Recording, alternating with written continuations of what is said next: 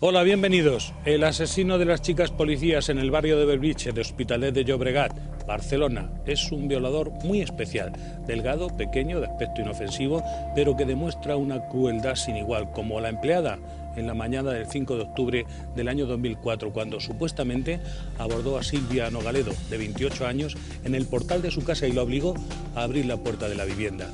Una vez en el interior, donde aguardaba a su compañera, Aurora, de 23 años, Jiménez se encontró a dos mujeres desarmadas, pilladas por sorpresa, a quienes ató con su propia ropa interior y apuñaló con saña. Después robó una tarjeta de crédito y algunos enseres de las víctimas y prendió fuego al piso para eliminar toda pista. Sabía lo que hacía, no era un aprendiz de criminal, sino todo lo contrario. Se inició en el mundo de la delincuencia y los abusos sexuales siendo adolescente. La opinión pública quedó conmocionada por los hechos, aún más cuando se supo que el presunto asesino y violador se encontraba disfrutando de un permiso penitenciario de 3 días. ¿Por qué le dejaron salir a la calle si se trata de un peligro público? ¿Hay cargos oficiales o funcionarios responsables de estas muertes? Enseguida les detallamos los hechos, pero antes repasamos en el sumario las noticias de mayor interés. Matanza en el centro de Tokio. Un joven de 25 años ha acabado con la vida de 7 personas siguiendo un plan premeditado que antes había anunciado por internet. La mujer apuñalada en el cuello hace unos días en Madrid salva la vida milagrosamente. Ya se encuentra en casa tras recibir el alta médica. Medio centenar de personas han sido detenidas en una macrooperación policial contra la pornografía infantil en internet. Entre los arrestados hay varios menores de edad y un profesor.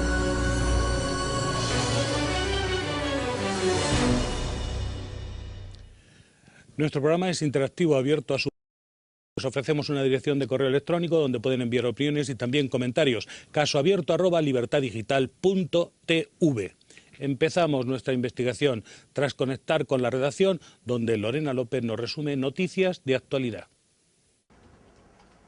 Japón llora a las víctimas de la masacre ocurrida el domingo en el centro tecnológico de Tokio. Un joven de 25 años arrolló con su camioneta a la muchedumbre y después apuñaló a varios viandantes que huían aterrorizados. Como en otras ocasiones, el agresor ya había anunciado su plan en internet.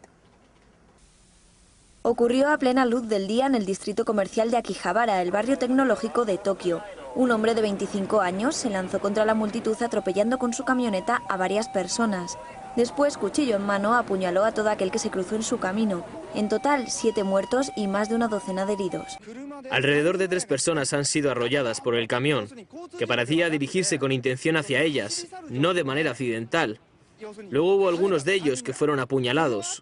Vi a 4 o 5 personas en el suelo, gritando que habían sido apuñalados. El pánico se apoderó de los viandantes y turistas que visitaban o realizaban compras en la zona, un popular centro de venta de artículos electrónicos y videojuegos. Estoy conmocionada, no puedo creer lo que ha ocurrido, ahora mismo no puedo hablar apenas. Vi un hombre herido en el suelo, se sujetaba en la parte derecha del pecho donde había sido apuñalado, apenas se movía. La policía logró finalmente reducir al agresor, que había anunciado los hechos en una página web donde admitía que estaba cansado del mundo. El violador sigue un curioso ritual que la justicia no ha sido capaz de desentrañar.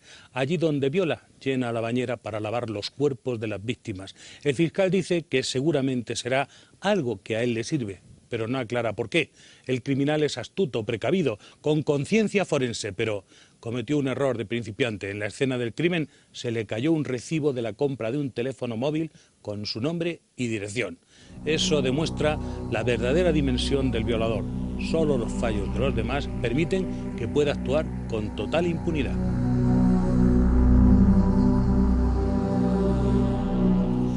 Nos acompaña Isidoro Zamorano, funcionario de policía, miembro del sindicato CEP, Confederación Española de Policía. Bienvenido. Muchas gracias, buenas noches. ¿Las muertes de Silvia y Aurora podrían haberse evitado? Bueno, las muertes se pueden evitar o puede haber más. Eso es en el momento y donde esté la persona. Se puede actuar de una forma u otra y en este caso ha sido tan violento que quizá, bueno, dio como resultado. Siempre se puede evitar, pero también pasa lo que pasa. ¿Cree usted que puede haber deficiencias de formación en la actual preparación de los agentes de policía? No, hombre, la preparación siempre puede ser mejorable. Yo creo que la gente que sale, mis compañeros que salen de la Academia de Ávila, es un periodo de prácticas que hasta que sales de policía son 18 meses y bueno, siempre puede ser mejorable, pero yo creo que es muy buena. Y es Por más, ejemplo, está reconocida por otras policías de ¿sería de Europa. utilidad que los agentes estudiaran historia del crimen y pudieran identificar figuras delincuentes? Bueno, yo creo que allí parte tiene la historia del crimen, pero también tienen que ser sobre todo cosas, actuaciones que pueden tener en la calle, problemas que pueden tener para evitar, por ejemplo, esto de las compañeras que fallecieron, que las asesinaron, y también su defensa personal. También eso es casi más principal, sobre todo para su defensa luego en la calle. ¿Unas agentes de policía como Silvia y Aurora no llevan armas en una primera fase de su trabajo? Bueno, depende de la fase que tengan. Sí, puede ser una aula práctica, que son 3 meses de continuación de la Academia de Ávila, luego unas prácticas que sí portan su arma, que los vemos en la calle, y luego ya eres profesional. O sea, ¿usted cree que se va a estudiar si hubo fallos de seguridad en el cuerpo de policía que pudieran ser responsables de la muerte horrible de estas dos jóvenes agentes? Hombre, yo creo que responsables policías no hay, el responsable es el autor del hecho. Todo esto lo que nos hace es aprender cosas para poder, digamos, beneficiarnos de que no vuelva a ocurrir. ¿Sería conveniente que los sindicatos de policía pidieran mejores condiciones de trabajo para los jóvenes que terminan sus estudios de policía? De por sí lo hacemos. Los sindicatos policiales lo que hacemos es incluso estar en los procesos selectivos para de alguna forma garantizar mucho mejor la enseñanza y la formación de los compañeros que salen de la academia. ¿El modus operandi del violador, de este concretamente, le parece el de un delincuente común? No, en ningún momento es un delincuente común. Un delincuente común es el que viene, te roba y sale corriendo. Este caso, ya lo ha dicho usted anteriormente, es un violador. Luego, por consiguiente, aparte de robo con violencia y de otros delitos que tenía ya con anterioridad, aparte es un violador. Luego, por consiguiente, él va a robar y va a algo más, que es lo que al final acaba sucediendo. A simple vista, ¿le parece a usted que Jiménez es alguien imposible de detectar o de reducir? Bueno, por la estatura que tiene, pues digamos, vuelvo a repetir que todo es en el momento de la situación cuando ocurre el hecho. Puede ser uno muy bajo, pero ser muy fuerte, o muy alto y muy débil. Hay que estar siempre en el momento de lo que es. Y luego, pues tener, digamos, tener un poco perspicacia policial para lo que haces las cosas. ¿Calificaría usted a Jiménez como un peligroso violador finalmente transformado en asesino? Yo creo que sí, o sea, desde el momento en que no es la primera vez que lo hace, sino que tenemos, que viene de haber hecho esto, yo creo que sí es igual que otras personas que se dedican a esto, que hacen violaciones, o lo de los niños, pederastía, yo creo que sí, que hay que cambiarlo. ¿Y es común en los violadores en serie acabar matando a sus víctimas? Depende del tipo. Hay gente que, bueno, la mayoría hace poco también ha caído en Madrid otra persona que también se dedicaba a violar y también hacía, bueno, pues digamos, hacía lesiones, pero no llegaba a matar. Eso depende de la situación, pero en este caso vemos que sí, que lo que iba ya por las heridas que tuvieron mis compañeras fue a matarlas. Llenaba la bañera de sus víctimas después de agredirlas sexualmente. ¿Es este un comportamiento extraño que debería estudiarse?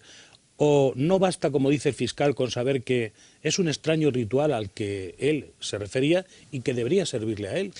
Hombre, como policías tenemos que estudiar todo, pero yo creo que estas cosas concretas pertenecen más a criminólogos y a forenses, pertenecen más a los fiscales, a los jueces, porque nosotros al fin y al cabo estamos a las órdenes de lo que ellos nos demanden, de lo que hagamos, lo que ellos digan, hay que hacer esto, hay que hacer estas investigaciones, y las hacemos. Pues vamos a indagar, por otro lado, de los expertos en el estudio de los crímenes. Nos acompaña la abogada y criminóloga Bárbara Arroyo García. Bienvenida. Hola, buenas noches. ¿A usted le parece que ese comportamiento de llenar la bañera en los lugares donde él llevaba a cabo las violaciones es importante para estudiar y comprender el comportamiento criminal?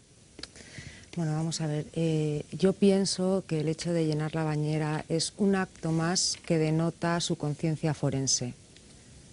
Una conciencia forense, si bien muy pobre y que también demuestra lo poco inteligente que era Pedro Jiménez. No se nos llega a aclarar si bañaba los cuerpos, no los bañaba, simplemente que llenaba la bañera. Que llenaba la bañera. Sí que es cierto que en el año 93, con la violación que llevó a cabo en el año 93, sí metió a la víctima en la bañera y la lavó, contado por la propia víctima, que entonces de momento no había dado el paso al asesinato.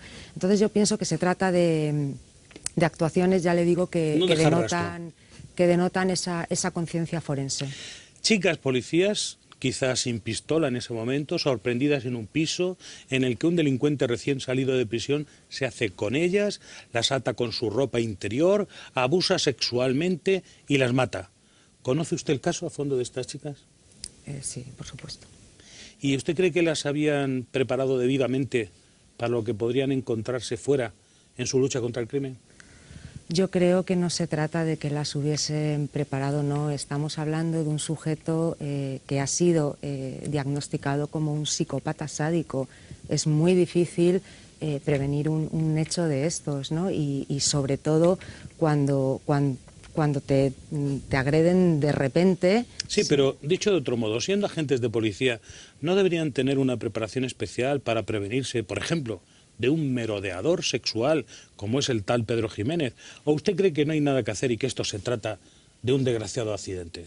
Hombre, evidentemente todo profesional, todo policía sí debería de tener ciertos conocimientos acerca de los diferentes tipos de criminales que hay, y por supuesto deberían de contar en el cuerpo de policía y en la Guardia Civil con una casuística criminal. Es importantísimo, pero eso no quiere decir que creo que fue Aurora cuando este sujeto la sorprendió con la navaja. En ese momento Aurora no tuvo tiempo ni siquiera de pensar si se trataba de un asesino merodeador. Se ha contado, poniendo a una u otra, parece ser que la versión definitiva era que era Silvia Nogaledo la que había salido de su trabajo de turno de noche y la que fue sorprendida.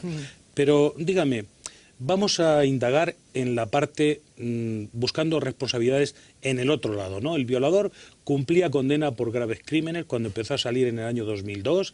En el 2003 se le implica en un nuevo caso de violación por el que sería de nuevo condenado transcurrido el tiempo, pero mientras tanto le conceden un nuevo permiso en el año 2004, que es cuando mata a las chicas policías. ¿A usted esto le parece un historial aceptable?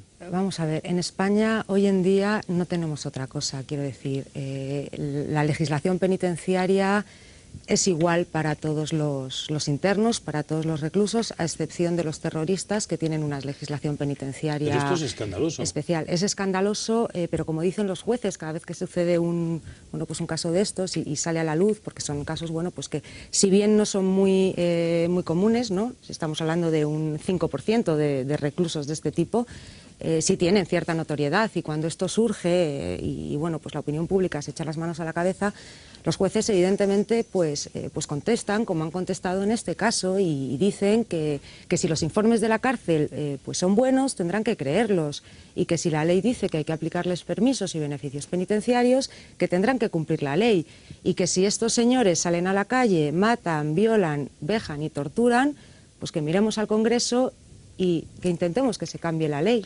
Lo cierto es que parece imposible que no haya ningún cargo público dimitido, ningún funcionario negligente, ningún cambio radical en la preparación de los agentes para enfrentarse a los peligros de la calle.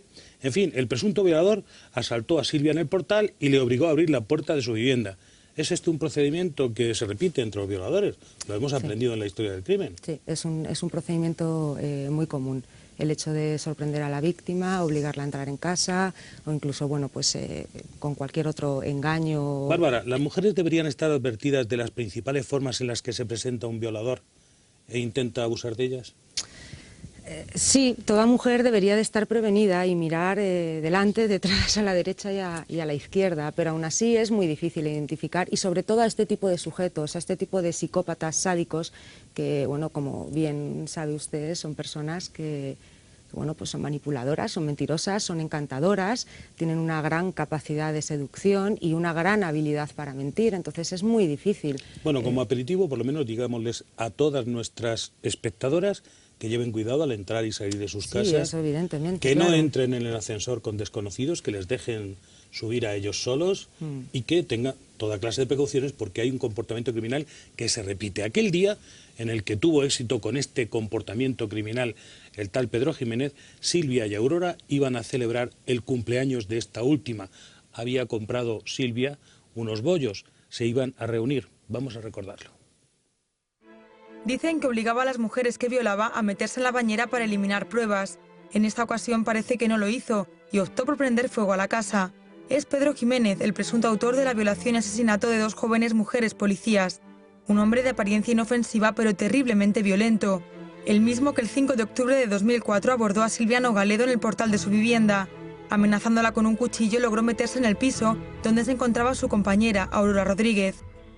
Navaja en mano las amordazó y ató a la pata de la cama, cada una en un dormitorio. Sabiéndose dueño de la situación, procedió primero a abusar de una de ellas, a quien asestó después 4 puñaladas. Acto seguido fue en busca de su amiga, la acuchilló y después vejó el cadáver. Antes de irse robó una tarjeta de crédito, pero olvidó una factura con sus datos. La policía no tardó en detenerlo. La Fiscalía le imputa ahora 9 delitos y pide para él casi 103 años de cárcel. Isidoro, ¿sabe usted si ha emprendido la familia algún tipo de acciones legales contra quienes dejaron en libertad o permitieron por acción o omisión que este peligro público estuviera en disposición de hacerles daño? Eso lo ignoro porque la familia tiene su propio abogado, lo ignoro. Silvia parece que dejó entrar a Jiménez en el portal, seguramente pensando que era un vecino. Con el historial que llevamos de violaciones, ¿no se puede establecer un protocolo que impida caer a las mujeres en esta trampa que suelen hacer los violadores? Yo creo que usted anteriormente lo ha dicho. Hay que avisar a todas las mujeres lo que tienen que hacer, los medios de autoprotección, pero muchas veces no se pueden llevar a efecto. ¿Por qué? Por la forma del asalto que hacen rápidamente y no te puedes defender y entras. Y hay muchas veces, en este caso porque eran mis compañeras, pero si hubieran sido policías les hubiera pasado quizá lo mismo, ¿no? Yo creo que no pudieron defenderse por la forma violenta, porque yo creo que entró y violentamente las amordazó y luego fue para la otra compañera. Así a primera vista, lo hemos visto en las imágenes, parece un violador que no tiene media bofetada. ¿Usted cree que engaña, que de pronto tiene una relación de 7 machos? Bueno, usted sabe que cuando estamos con todo el mundo, digamos, eufóricos, tenemos muchísima fuerza y eso es lo que puede pasar aquí. Él va con ese fin, aparte de robar y llevarse lo que pueda, violar a las mujeres, y entonces se siente muy fuerte, muy eufórico. Y todos sabemos que gente que hemos visto que parece muy débil, saca una fuerza impresionante. ¿Y usted cree que sabía que las chicas eran policías o le daba igual? Yo creo que no lo sabía, a ella le da igual. O sea, fue la primera que pilló, porque dése cuenta que venía de su trabajo, además de pasar sus 10 horas por la noche, de hacer noche, también vienes cansado, porque es cansado estar tus 10 horas hasta la noche, y le pilló. O sea, yo creo que bueno, por desgracia es así, no quiero decir un sorteo, pero le pilló a esta compañera y luego remató con la otra. Es la desgracia que aquí tuvimos. Bárbara, ¿es usted partidaria de que los violadores no salgan de prisión hasta que hayan cumplido íntegra sus condenas? Yo soy partidaria de que los violadores cumplan íntegras sus condenas, pero teniendo en cuenta qué entendemos por la integridad de la condena. Bueno, de principio a fin, los años que le caigan. Los años que le caigan, los 100 y pico años, es imposible que lo cumplan porque nadie vive tanto tiempo y en todo caso sí, pero eso iría contra nuestra Constitución. 30 años que sería lo máximo, ¿no? 30 años salvo sería en casos especiales. Sería el límite máximo, pero entonces volvemos a lo mismo, habría que cambiar la ley penitenciaria. Lo que no puede ser es que haya una ley penitenciaria diferente para ciertos delincuentes que para otros. ¿Qué le parece el debate de la semana pasada en el Congreso contra los pederastas? ¿Usted cree que debería ampliarse a todos los violadores? Estamos hablando de cadena perpetua, sí, ¿no? Lo que decidan. Parece ser que la cadena perpetua no, pero que las medidas se empleen contra todos. Vamos a ver, ahora mismo yo creo que partimos de que los políticos ahora mismo no tienen ni idea de lo que hacer. Hay un proyecto del Código Penal, una reforma penal en el Congreso desde hace, creo, 6 años que no ve la luz. Se incluye en ese proyecto medidas posdelictuales para cuando estos delincuentes hayan cumplido su pena, aquellos delincuentes que tengan peligrosidad todavía, que no hayan podido ser resocializados y que sean reincidentes, bueno, pues establecer una serie de medidas posdelictuales, ya sea tipo psiquiátrico, psicológico, como químico incluso. Y bueno, también se ha hablado de un endurecimiento todavía bueno, pues más amplio del que hay ahora mismo. Vamos a seguir ahondando en todo esto, porque ¿cuántas víctimas son necesarias para hacer reaccionar a los que mandan? La tragedia de la pequeña de Huelva, por ejemplo, ha puesto de acuerdo a los políticos, incluyendo a los 2 grupos mayoritarios, PP y PSOE, que han aprobado una actuación contra la pederastia, pero el mundo de la delincuencia está lejos de quedar controlado. Lo analizamos en detalle tras la pausa publicitaria.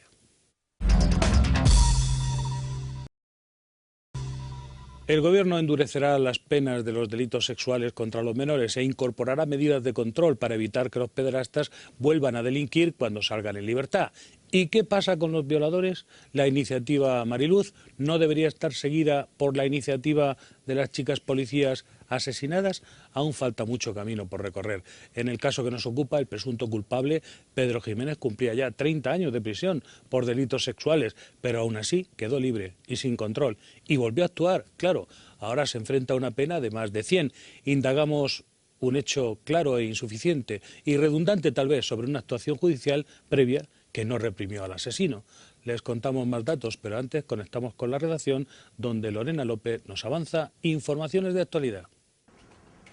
Todos pudimos ver hace unos días las sorprendentes imágenes. Mónica fue apuñalada por la espalda y el cuchillo quedó insertado en la parte posterior de su cuello.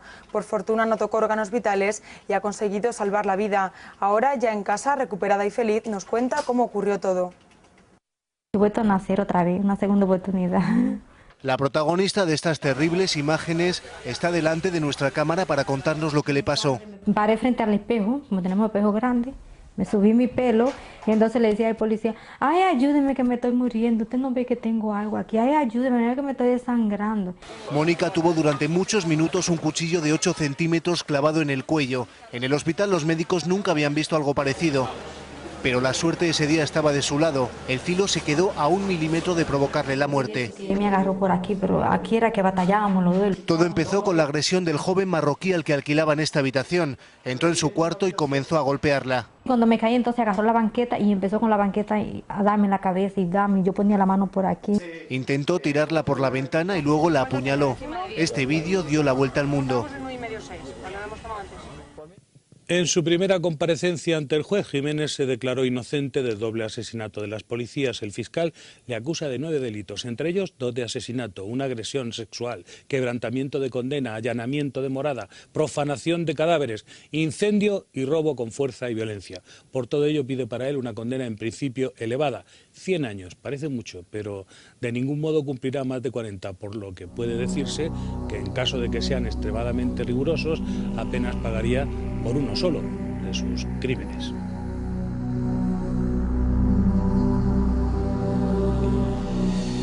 Doña Bárbara Arroyo García, abogada, ¿cómo es posible que a violadores peligrosos o incluso reincidentes, estando de permiso, se les vuelva a conceder una salida penitenciaria después de haber fallado ya en uno de esos permisos?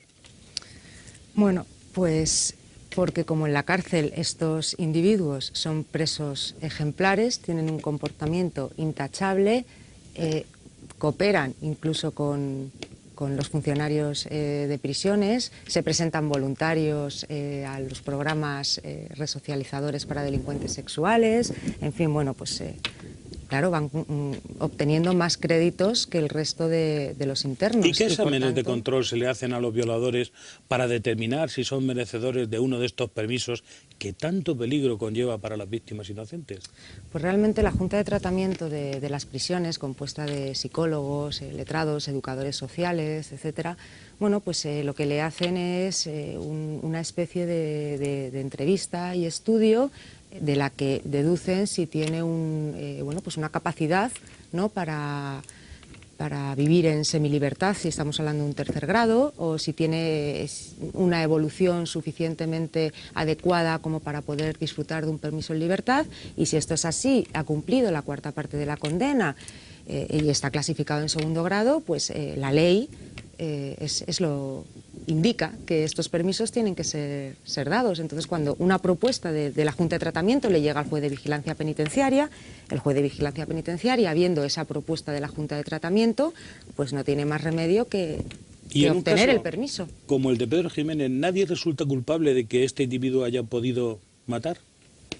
Desde mi punto de vista, yo creo que ni instituciones penitenciarias ni por supuesto jueces de vigilancia penitenciaria son responsables. Quiero decir, instituciones penitenciarias, las juntas de tratamiento de la cárcel, cuando conceden un permiso han estudiado lo suficiente al preso como para decidir que tiene derecho a ese permiso. Lo que pasa es que hablamos de psicópatas. Las juntas de tratamiento están de acuerdo con los jueces de vigilancia penitenciaria, ni al revés. Hay veces que el juez concede el permiso a pesar de que la Junta no está de acuerdo o informa en contra. Pocas veces. Se han dado, y algunas graves. Pero avancemos. ¿No cree tampoco que haya responsabilidades políticas? Hombre, responsabilidades, o sea, estamos mal gobernados y por eso estos tíos salen a la calle. Responsabilidades políticas, una cosa es la responsabilidad que pueda tener los miembros de la Junta de Tratamiento de la Cárcel, que han sido evidentemente engañados por un sujeto como este, que se dedica precisamente a ello en prisión, a engañar y a manipular, o los jueces de vigilancia penitenciaria, que se deben de fiar de los informes que le vienen de prisión, y otra cosa es la responsabilidad que puedan tener ciertos políticos que tienen un proyecto de ley del Código Penal que recoge precisamente aspectos de delincuentes sexuales reincidentes desde hace 6 años en las Cortes, y cada vez que se les pregunta acerca del tema aluden precisamente a ese proyecto. Bueno, pues a ver si sale ya ese responsabilidades proyecto. políticas. Estamos mal gobernados y por eso pasan estas cosas, no por casualidad. Dígame, para terminantemente dejar claro este asunto, en caso de que se produzcan hechos como este del doble asesinato de las policías, ¿se pueden exigir responsabilidades legales a los jueces que lo permiten? Habría que estudiar en qué condiciones el juez lo está permitiendo. Es decir, si el juez tiene un informe de prisión que no aconseja el permiso a un sujeto como estos y el juez, pese a ello, concede el permiso, bueno, pues habría que depurar responsabilidades y ver en qué condiciones. Pero si el juez se encuentra, como le digo, con un expediente intachable y bueno, pues un informe de la cárcel que aconseja la concesión de ese permiso, el juez tiene que fiarse. Don Isidoro Zamorano, del Sindicato de Policía CES, ¿tiene la Policía Nacional o Autonómica conocimiento habitual de cuando uno de estos violadores múltiples queda en libertad o cuando se le concede un permiso penitenciario? Hombre, en ciertas ocasiones a veces tiene que presentarse en algún sitio, pero creo que no, tampoco lo puedo decir exactamente porque llevo tiempo, digamos, en el sindicato, no en la calle, pero yo creo que no. Antiguamente sí existía que tenías que presentarte en la comisaría de policía y yo creo que ahora podría existir. De todas formas, como dice usted, yo creo que hay ciertos delitos que hay que tomarlos de otra forma. Yo creo que los políticos tienen que aprovechar estas cosas que hay para cambiar eso. Es decir, 103 años, muy bien. Si usted tiene que estar 40 años, tiene que usted estar 40 años. No podemos empezar a rebajar de esos 40 para que se vaya a los 30, a los 20. Son 40, son 30. Son 30, perdón, 40 son hechos terroristas. Bueno, pues habrá que buscarlo para este tema de violación, asesinato, ensañamiento. Este tipo de gente hay que decir, no, es que yo a usted no le voy a descontar. Usted va a estar los 30 años. Pero estamos partiendo de que los políticos tienen algo de idea de criminología. No me hagan juego cruzado, déjeme que pregunte, señora abogada, en el sentido de que en este caso hay algo que nos sirve un poco de piedra de escándalo. Y es el hecho de que él empieza a salir en el año 2002 y que en el año 2003 conlleva una reincidencia. Y a pesar de todo vuelve a salir en el año 2004. Esto parece que no es razonable. Siendo así, tal y como se ha informado, no parece razonable. Entonces podríamos decir que el gran delincuente le sale en realidad gratis matar. Sí, hay ciertas ocasiones donde se comete más de un delito que bueno, pues con el primero ya ha cumplido el límite máximo, digamos, y los siguientes pueden ser gratis. Porque claro, las cuentas para Pedro Jiménez son claras. Pueden caerle más de 100 años de cárcel si se le considera culpable en el juicio que tiene que salir. Pero teniendo en cuenta que ya estaba condenado a 30 años y que le han caído 16 más por una violación del año 2003, no resulta que prácticamente ha cumplido una gran parte de toda esa condena. Sí, prácticamente la mitad. Nadie cumple más de 30 años en España. Nadie cumple más de 30 años. Nadie cumple más de 30 años. Así que, bueno, esto hay que volverlo a pensar. Los terroristas pueden Isidoro, hasta 40, pero vamos. ¿Es normal que hechos como estos causen alarma en la sociedad? ¿Podría parecer que se protegen más los derechos de los delincuentes que los de los ciudadanos? En muchas ocasiones, ya no estos hechos, sino en muchas ocasiones la víctima realmente la que al final pierde. No sabemos si se protege o no la forma que es a nivel de que se conoce todo, pero efectivamente muchas veces la víctima, yo siempre digo que es víctima por 4 ocasiones. Cuando lo hacen, cuando va a la comisaría a contarlo, cuando va la primera vez al juzgado y cuando tiene el juicio. Y eso yo creo que todos los tenemos que cambiar. Tenemos que mentalizarnos que la víctima era realmente la persona que ha sufrido ese hecho y el delincuente hay que tratarlo como tal. Ojo, para atención de todas las mujeres, violadores a la calle, porque el caso de Pedro Jiménez no es único. Se habla de la excarcelación reciente también de otros peligrosos agresores sexuales. Recordemos algunos de ellos. Cuando un violador sale a la calle se disparan las alarmas, sobre todo cuando los informes psicológicos aseguran que no está rehabilitado.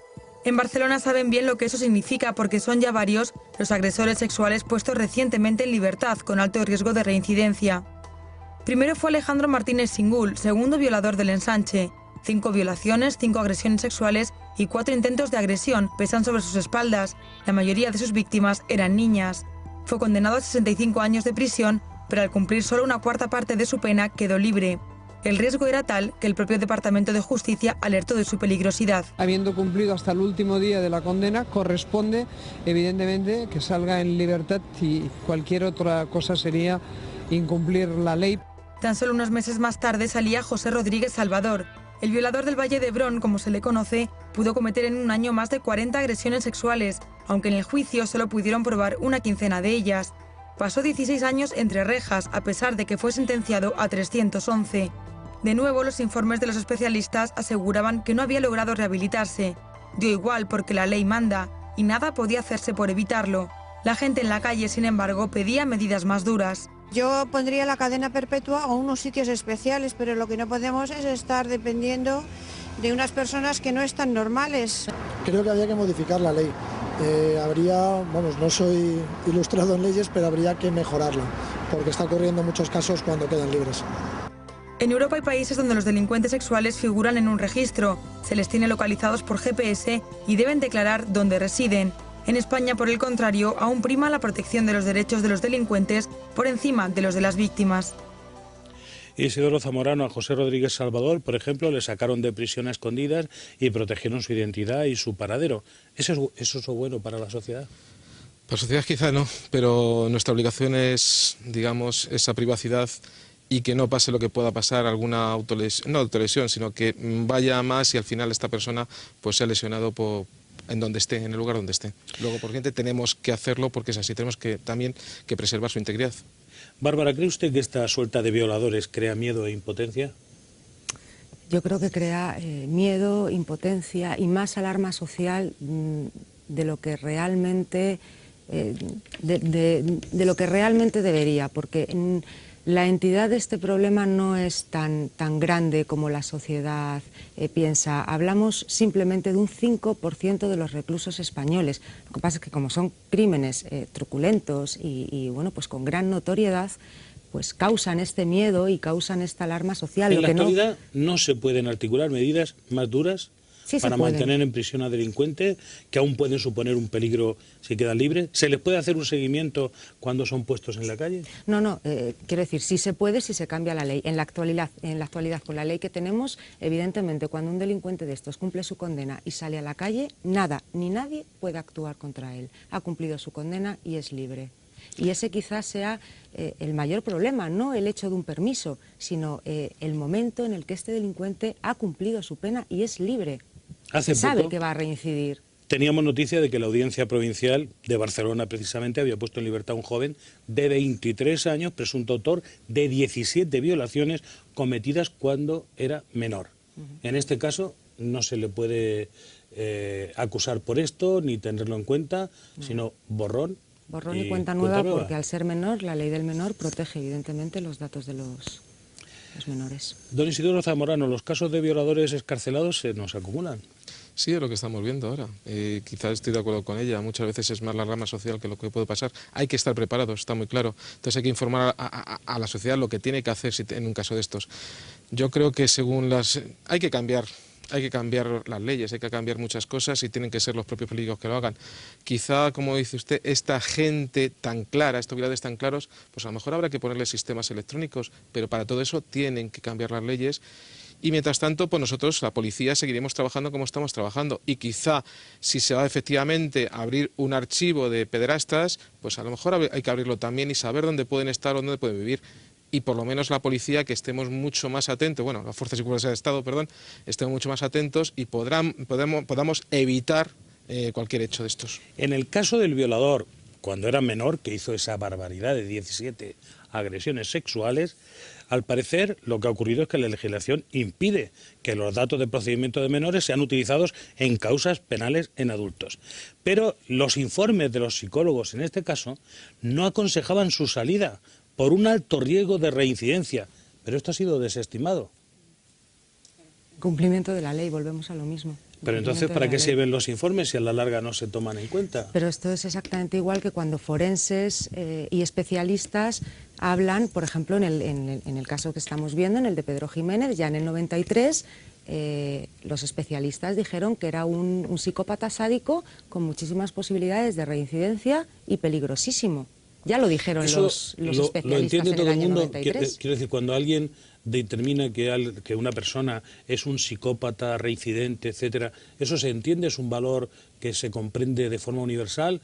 ¿O hay que según quien juzgue entiende una cosa o entiende otra? Hombre, yo creo que los jueces están suficientemente versados como para entender, o deberían de estarlo, porque es su obligación asesorarse bueno, pues a través de especialistas. Usted es abogada y criminóloga y por eso me lleva a la siguiente pregunta. ¿Para quién cree usted que se hacen las leyes y a quién benefician en este momento en nuestro país? Hombre, las leyes evidentemente se hacen para proteger a la sociedad. Cosa distinta es que determinadas leyes... Por lo que estamos viendo claro, aquí... cosa distinta es que determinadas leyes, por su forma de ser aplicadas y bueno, pues quizá por no querer interpretarlas extensivamente, por miedo a incumplirlas, estén beneficiando a ciertos delincuentes. Mire, por ejemplo, Juan José Cortés, el padre de Mariluz, la niña asesinada en Huelva, se ha mostrado satisfecho con la medida que le han propuesto y ha pedido a los políticos que no tengan miedo a la hora de plantear la cadena perpetua para violadores y pederastas. Estas son sus palabras. Yo he estado hablando con el Consejo del Poder Judicial, que ellos ven perfectamente, y algunos del Consejo ven que la cadena perpetua condicional es viable en la Constitución y que también la lista de pederastas pública también es viable, que no tengan ningún temor en ese sentido, que los jueces pienso que no se van a oponer a eso. Ellos piden leyes que a ellos les ayuden a cumplir su labor, su trabajo, y creo que el Poder Legislativo le tiene que ofrecer esas leyes para garantizar la seguridad de los menores, ¿no?, en este caso. Isidoro, ¿piensa usted que este es un primer paso para que sea escuchada la voz de la calle? Sí, yo creo que lo he dicho anteriormente. Hay que aprovechar esta desgracia que hubo, pues para efectivamente para sacar esa defensa de la sociedad. Yo creo que no es lo mismo, pero la ley de la violencia de género, tenemos que al que pega a una mujer, pues se le pone un sistema electrónico, etcétera, etcétera. Bueno, pues vamos a buscar, mientras que podamos hacer esta cadena perpetua, yo creo que se puede buscar otros sistemas para poder localizar o tener localizados este tipo de delincuentes. Letrada, ¿sería posible articular la cadena perpetua para este tipo de delincuentes? Por supuesto, si cambiase la Constitución. ¿Usted cree que no es constitucional en este momento? En este momento es anticonstitucional, evidentemente. Ni siquiera la versión europea de lo que entendemos por cadena perpetua. En nuestro país, dada nuestra Constitución, no sería posible, pero bueno, no creo que haya ningún problema en cambiar una Constitución del año 78. ¿En qué consiste la cadena perpetua condicionada a la que se refiere Juan José Cortés? Pues consiste en, según se vaya rehabilitando el delincuente, pues ir viendo si puede o no puede salir de prisión. O sea, se le hace una evaluación. Claro. ¿Cada cuánto tiempo? La que se determine. ¿Cada 15 años? Claro, que cada según 5, se vaya cada determinando, 20. se va estudiando su progreso en prisión, y cuando este hombre siempre tiene que cumplir un mínimo de prisión. Evidentemente, la prisión Pero que si se no, ¿hasta estipule qué en condena. cantidad de años se alargaría? Pues alargaría 30 años, 40. Se alargaría hasta que el preso dejase de ser peligroso socialmente. El padre de Mariluz pone el dedo en la llaga al pedir leyes que permitan actuar con contundencia. ¿Usted cree que esta es la línea, que hay una especie de rebelión en el seno de la sociedad porque ven que las leyes no les hacen vivir seguros? Sí, evidentemente ahora estamos en un punto en el que quizá se debería aprovechar la ocasión para cambiar las leyes, pero lo que es absolutamente vulnerador de la lógica es que tengamos que esperar a casos como estos para que salte la alarma, ¿no? Es decir, estamos estudiando cambiar las leyes según los medios de comunicación, bueno, pues van sacando sucesos a la luz. Bárbara Rollo García, ilustre abogada y criminóloga, gracias por aclararnos las cuestiones legales. Muchísimas gracias. Con Pedro Jiménez, el presunto asesino de policías, la justicia se repite y vuelve sobre los pasos perdidos. Será juzgado, pero probablemente no pagará por lo que hizo a Silvia y Aurora.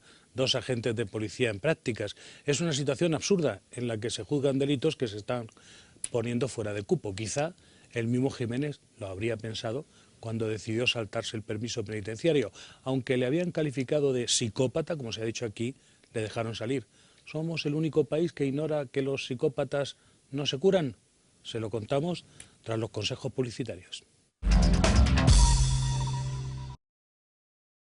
Los psicólogos y educadores de la prisión barcelonesa de Cambrians quedaron afectados cuando Pedro Jiménez fue detenido por doble asesinato. Pensaban que su trabajo de años con el preso había servido para reinsertarlo en la sociedad, pero estaban equivocados. Un caso escalofriante que vuelve a cuestionar la función resocializadora de la cárcel para presos, por ejemplo, como Jiménez, al que los forenses ya definieron en el año 1993 como un psicópata.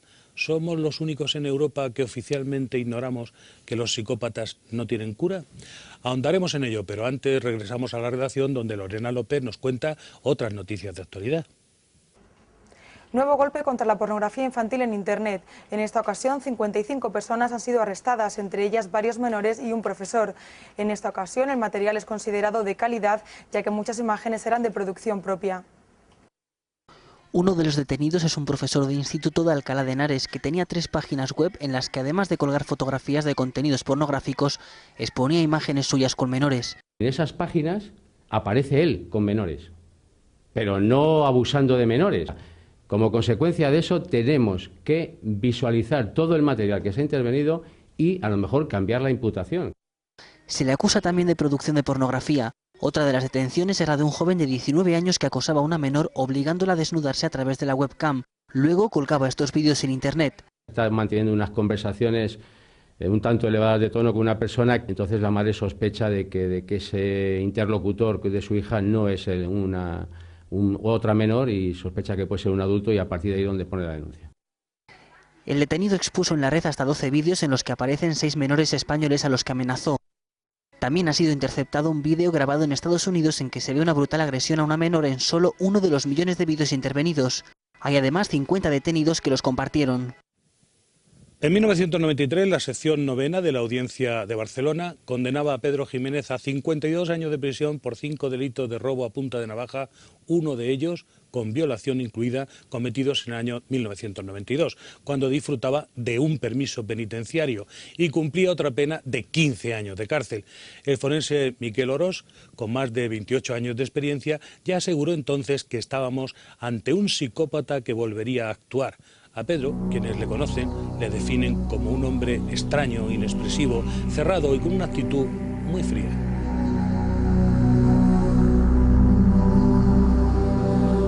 Nos acompaña el prestigioso doctor Alfonso Rodríguez Palancas, médico psiquiatra, máster en psiquiatría legal y profesor de psicología médica. Bienvenido, doctor. Hola, ¿qué tal? ¿Un psicópata criminal tiene cura? El tratamiento de los psicópatas criminales, digámoslo así, de aquellos trastornos antisociales de la personalidad que acaban desarrollando actos delictivos especialmente importantes, son difíciles de tratar. Y fundamentalmente radica en que precisamente el proceso terapéutico no deja de ser una relación social y ellos precisamente fracasan en eso, en lo que son las relaciones sociales. Con lo cual, la tendencia a la recidiva y los resultados terapéuticos son generalmente complicados. A primera vista, ¿qué opina usted de un violador multireincidente? A primera vista, lo que hemos de pensar es que existen 2 componentes que frecuentemente se presentan en este tipo de sujetos. Por un lado, es muy probable que exista un trastorno antisocial de la personalidad, lo que clásicamente se ha hablado como psicopatía, pero que hoy en día pues la psiquiatría forense, por las confusiones a que puede inducir, generalmente tiende a abandonar, y que por otro lado es muy probable que existiera también un componente parafílico en forma de sadismo sexual o bien biastofilia u otra serie de formas de alteración, de perversión sexual. Si un forense advierte sobre un preso de que volverá a delinquir, ¿debería hacérsele caso? Debería tenerse muy en cuenta, por lo menos debería aplicarse un seguimiento lo más estricto posible por parte del equipo de observación y tratamiento penitenciario, por supuesto. Pequeño, aparentemente incapaz de hacer daño a una mosca, pero alberga una violencia feroz. ¿Coincide usted? ¿Podemos estar ante un delincuente psicópata? Hombre, lógicamente habría que conocer el caso en concreto y los que mejor podrían informar serían los psiquiatras forenses que lo hubieran evaluado concretamente a él, pero parece que por lo que he estado viendo y lo que se ha estado exponiendo, pues sí que existen ciertos ítems muy típicos de psicópatas sexuales con un alto riesgo de peligrosidad. Esperó, sorprendió a la víctima, la ató con su ropa interior, hizo lo mismo con su compañera, abusó de ella sexualmente y profanó sus cadáveres. ¿Diría usted que se trata de un hombre frío, sin sentimiento alguno? Fuera de lo que vendría a ser seguramente esa tendencia parafílica, seguramente sí, vamos, para desarrollar un acto de esas características hace falta un fondo antisocial y una frialdad afectiva, una anestesia afectiva verdaderamente significativa.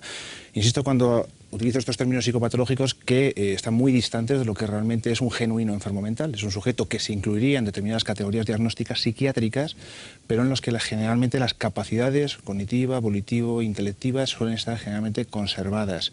Una vez más, insisto en que la valoración concreta del caso es lo más importante. ¿Es cierto que los psicópatas no tienen un tratamiento eficaz 100% que permita su rehabilitación?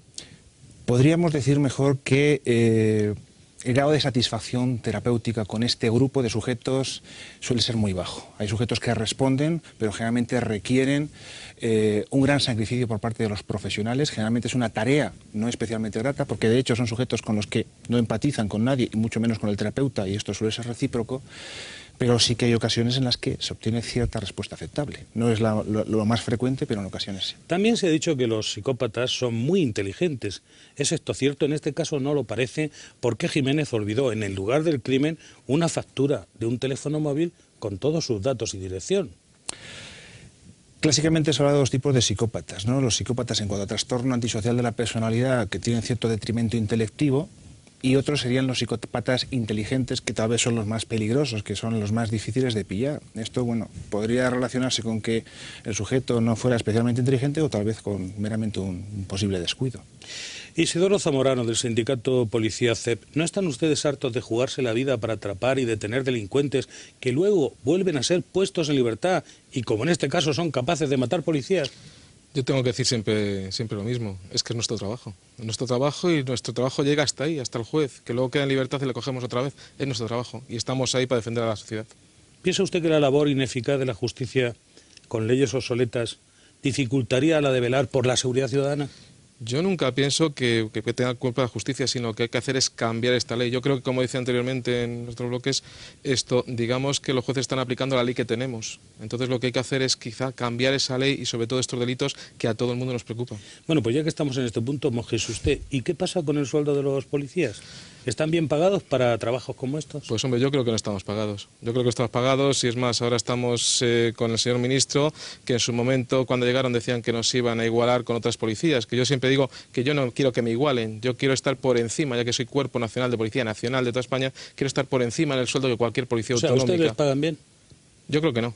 No estamos bien pagados. ¿Y están al menos negociando con un futuro esperanzador? Sí, de momento, vamos, le puedo decir que hemos mandado al señor ministro una carta diciéndole que si de aquí al viernes no nos cita, pues nos vamos a un conflicto colectivo los policías. Así de claro, porque es que ya no nos queda más remedio. ¿Y estas chicas asesinadas, su sueldo, naturalmente? Es muy disminuido porque han de prácticas. Está en un abismo con respecto a la generosidad de sus vidas. Totalmente. No sé si exactamente pueden ser 1.000 euros aproximadamente porque estaban en práctica. O sea, no tienen ni siquiera el sueldo de un policía. Vamos, creo que sí, 1.000 y algo. Exactamente ahora mismo no tengo aquí las cifras, pero es aproximadamente. Pues muchas gracias a ella y a sus familias por haberse entregado por la seguridad de todos. Y ahí está este asunto, a ver en qué acaba. Doctor, ¿es posible determinar el peligro de reincidencia de un psicópata? Se puede hacer una estimación. Uno de los grandes problemas que tenemos es la difícil previsibilidad de la conducta humana y en este grupo de sujetos pues todavía más. Generalmente los antecedentes, la evolución, digámoslo así, los actos agresores sexuales previos nos van a indicar las probabilidades de que el sujeto siga agrediendo. ¿Hoy día se diagnostica sin ninguna duda a un psicópata? Hombre, cuando planteamos el diagnóstico, sin ninguna duda, debemos decir que, lógicamente, la medicina es una ciencia, pero es una ciencia que no es exacta y que, obviamente, se nutre de un componente absolutamente científico-teórico y un componente artesanal, un tanto subjetivo, por lo cual hablar de diagnósticos al 100% es extremadamente complejo. Sí que, generalmente, la categorización diagnóstica de un trastorno antisocial de la personalidad pues está muy concretada y, generalmente, es algo que en la misma exploración psicopatológica se deja ver y que a veces ciertas pruebas, tanto proyectivas como no proyectivas, pueden complementar lo que es la impresión clínica. ¿Se puede saber si el preso miente, algo que en el caso de los psicópatas es siempre difícil? En ocasiones puede engañar. Quiero decir, aunque se sea un perito con una larga experiencia, son sujetos especialmente preparados para engañar. Prácticamente, digámoslo así, que su núcleo primario es el engaño a la sociedad, con lo cual están especializados en ello. Eso posiblemente le ocurrió al psicólogo de la cárcel de Cambrians, engañado por la actitud de Jiménez, que certificó por escrito que el preso había participado de manera muy positiva en un programa para reclusos condenados por delitos sexuales. Decía también que mostró una actitud favorable, asumiendo los hechos y sus consecuencias. ¿Es esa la forma de actuar de un psicópata capaz de engañar y manipular, doctor, a los que le rodean? El gran problema que existe en esas evaluaciones que se hacen en el ámbito penitenciario es que generalmente el teatro de operaciones, es decir, el escenario en el que se evalúa al interno, pues es un escenario completamente distinto al que generalmente va a ir luego después de la excarcelación. Y entonces son sujetos que generalmente muestran una muy buena conducta, sobre todo si son psicópatas inteligentes, sabes lo que tienen que hacer para, lógicamente, obtener pues el salir de la cárcel. Eso es lo que complica precisamente, y entiendo que en ocasiones pues, los equipos de observación y tratamiento, los evaluadores, desde el punto de vista de la salud mental, utilizan los permisos como modo, digámoslo así, de prueba, de ver si realmente es cierta esa buena conducta o no. Ello implica unos riesgos, pero la otra posibilidad sería dejarlo sin ningún tipo de permiso hasta que fuera plenamente excarcelado y tal vez el riesgo podría ser mayor. Isidoro Zamorano, ¿podríamos resumir en líneas generales el modus operandi de un agresor sexual? Lo que hemos dicho anteriormente, es coger a la víctima, vamos, él ya tiene su mentalidad, sale a la calle y la que se cruce por el medio. ¿Todos los violadores tienen unas pautas similares a la hora de atacar? Cada persona tiene su pauta, siempre hay una pauta primaria, pero luego cada uno tiene su propia, digamos, su propia forma de hacerlo. ¿Normalmente actúan en solitario y quizá a primeras horas de la mañana o por la noche? Generalmente son solitarios, pero hay también casos que van varias personas, sobre todo el grupo hace también muchas veces esa violación. Así por lo menos lo hacían dos peligrosos violadores en serie detenidos hace unos días en Madrid. Vamos a recordarlo. Actuaban por separado normalmente de noche y acechaban a las jóvenes en las inmediaciones de su portal. Es el modus operandi de dos supuestos violadores en serie. A cada uno se le imputan 3 agresiones sexuales y robos con intimidación. El primero de ellos, de nacionalidad rumana, habitaba en este descampado de la zona de Hortaleza Barajas. De complexión fuerte y entrenado como boxeador, no dudaba en golpear a las mujeres si oponían resistencia. El otro, de origen marroquí, fue identificado por las víctimas por su fuerte olor a alcohol y tabaco. Ambos tienen antecedentes por abusos sexuales y malos tratos. Isidoro, ¿los agresores sexuales en nuestro país son mayoritariamente de nacionalidad española o cada vez hay más extranjeros? Como usted ve, la delincuencia no tiene límite ni tiene fronteras, entonces contra más gente, bueno, hay de todas las nacionalidades. ¿Todos son igualmente violentos o unos son más violentos que otros? El violador, como usted ve y hemos visto ahora mismo en el reportaje, es violento porque busca un fin y ese fin lo saca de alguna forma, y en este caso teníamos que era un boxeador. Entonces, con lo cual, lo que hace es amedrentar a la víctima. ¿Y los que han venido de fuera han enseñado violencia a los que estaban aquí? O no, digamos que eso no lo llevan. No han nada, no, vamos a ver, yo creo que lo asumido. Llevan eso. No estamos hablando de un robo con violencia, de estos violentos, ¿no? que es un grupo de gente, no. Aquí es la persona individual. Doctor Rodríguez Palancas, ¿existen programas fiables de rehabilitación para violadores y agresores sexuales en general? Existen programas generalmente en el ámbito penitenciario.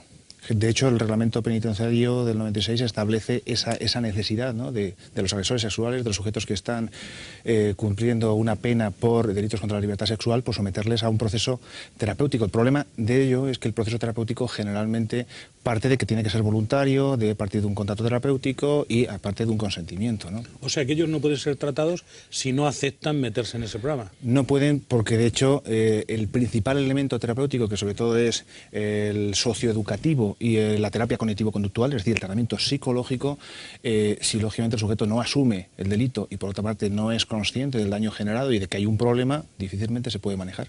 ¿Y usted considera que esos programas son efectivos de forma general o depende de cada preso? Va a depender de cada preso. Quiero decir, igual que existen tantos casos como sujetos.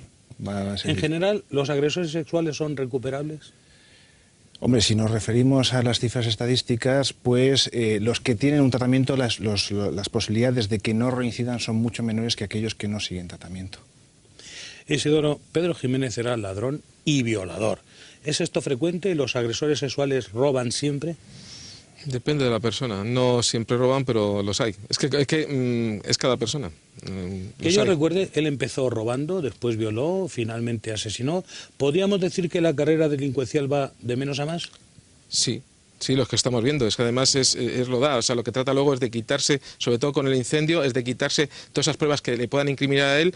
Ya luego vamos a un incendio, o sea, tira hacia más, digamos, hacia autoprotegerse el mismo. Y esta persona que ha pasado tanto tiempo en la cárcel, porque recordemos que Pedro Jiménez es un individuo habitual de los barrotes, que ha estado mucho tiempo en la cárcel por distintos delitos, siempre cada vez más graves, llega un momento en que conocen las leyes, el Código Penal, como para pensar que ahora voy a delinquir porque prácticamente no me supone nada más. Puede llegar, lo he dicho anteriormente, donde estaba, logró engañar, o por lo menos, así dice, vamos, lo que se ha leído a nivel de prensa, que él llegó incluso a estudiar, o sea, llegó a sacar un bachiller y ya llega a hacer cosas, luego llega a convencer, luego puede llegar efectivamente a saber las leyes y a saber lo que tiene que hacer. Claro que sí, porque de por sí muchos de los delincuentes están estudiando dentro y se aprenden, sobre todo muchos aprenden las leyes. ¿En concreto cree que en esta ocasión asesinó porque sabía que eso no le supondría más consecuencia penal, puesto que ya pesaban sobre él muchos delitos? Eso no se puede decir, eso será él en su momento, los investigadores lo que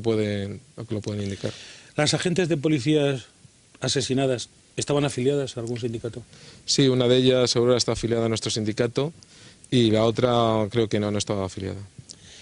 ¿Sus familias han tenido algún proceso especial dentro de toda esta historia? ¿Se les ha hecho algún cuidado especial por parte de las autoridades? ¿Se les ha agradecido la entrega de estas personas?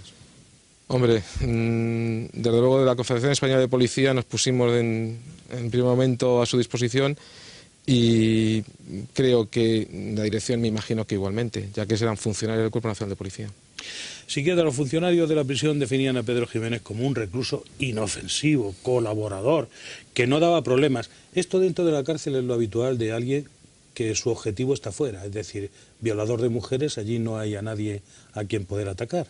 Es la conducta más esperable, sobre todo cuando, digamos así, su principal funcionamiento antisocial es en ese ámbito, en el ámbito sexual, puesto que lógicamente esos estímulos, a no ser que sean estímulos parafílicos diferentes a la agresión sexual hacia mujeres, obviamente en el medio carcelario no lo va a encontrar. Y esto quizás se planifica fríamente con el fin de salir cuanto antes y volver a la tarea. Pues existe esa posibilidad. ¿Es común a los agresores sexuales que dentro de la cárcel se comporten como presos modelo? Sí, sí es habitual y es frecuente. Incluso se les confían tareas de confianza, etcétera, porque saben que, bueno, allí dentro ellos están desactivados. Claro, en ocasiones, y de hecho porque generalmente se les suele asignar muy frecuentemente pues pabellones especiales, precisamente para que no se les aplique la ley de la prisión, ¿no? Era también muy trabajado. Sí, esto que dicen es muy interesante, porque a los violadores dentro de las cárceles se les persigue por los otros reclusos. Así es. Y muchas veces hay que disfrazar la situación. Se les cambia el nombre inclusive. Le iba a preguntar si implicaba actividades de centro por iniciativa propia, estaba muy trabajador. Son dos caras que este tipo de personas llevan a cabo con frialdad y planificación. Es algo típico de los violadores desalmados, presentarse de una manera mansa, sumisa, y por otro lado dar rienda suelta a la agresividad. En ese trastorno antisocial frecuentemente presente, pues una de las características son ciertos rasgos, en ocasiones narcisistas, histriónicos, seductores, y en parte de eso, pues lógicamente le hacen un poco el juego, tienden a manejar la situación. Claro, porque aquí hay que comparar el hecho de que consiguiera salir debido a su buen comportamiento en el interior de la prisión, engañar a todo el mundo, que estaba prácticamente reinsertado en el buen camino, y la ferocidad con la que actuó con respecto a las dos chicas desprevenidas, a las que no solo ató, golpeó, abusó sexualmente de ellas, sino incluso vejó sus propios cadáveres. Es decir, estamos hablando de alguien que libera un verdadero estado de actitud interior. Parece ser así. Lógicamente habría que analizar el caso concreto, yo no lo he evaluado, pero está claro que una persona que se comporta en un medio de una manera muy pulcra y cuando sale fuera demuestra esa voracidad, generalmente lo que existen son impulsos sexuales muy marcados y cuando se expone al estímulo, pues lógicamente esa puerta se abre y de manera fuerte. Don Isidoro Zamorano sabe que nuestra intención es encontrar la forma de que esto no vuelva a suceder, y mucho menos en agentes de policía. Nuestra condolencia porque haya ocurrido a personas afiliadas a su sindicato. Muchas gracias, Isidoro Zamorano, miembro del sindicato CEP, Confederación Española de Policía, por sus interesantes apreciaciones. Y gracias también al doctor Alfonso Rodríguez Palancas, prestigioso psiquiatra, máster en psiquiatría legal y profesor de psicología médica. Muchas gracias a los dos. Gracias a usted. Asesino de policías, violador irredento, individuo descubierto, diagnosticado, tomado por lo que no es y castigado por la justicia. Nada de esto impidió que fuera puesto en libertad. Hubo quien creyó que lo había reinsertado. Pedro Jiménez, presunto autor de un doble homicidio, pertenece a la estirpe de los violadores, como el estrangulador de Boston, ante los que las actuales leyes presentan demasiados fallos. El hueco de la ley es la impunidad del criminal. Las mujeres son siempre las principales víctimas. Quedan ustedes advertidos. Les espero en Caso Abierto.